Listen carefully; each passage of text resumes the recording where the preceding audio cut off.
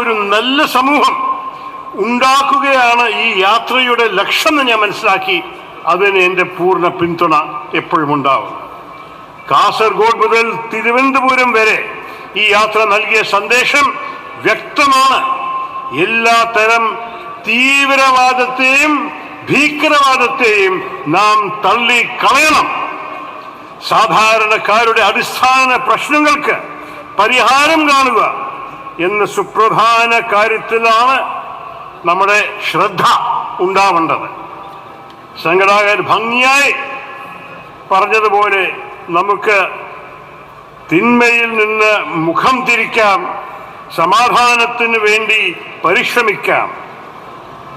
മനുഷ്യർക്കിടയിൽ ആഴമേറിയ ഐക്യത്തിൻ്റെ തലങ്ങൾ ഉണ്ട്. സമസ്തയും കേരള മുസ്ലിം ജമാഅത്തും വിശ്വസിക്കുന്നത് ആ ഐക്യത്തിൽ നമുക്ക് ഒന്നിക്കാം. എൻ്റെ സുഹൃത്ത്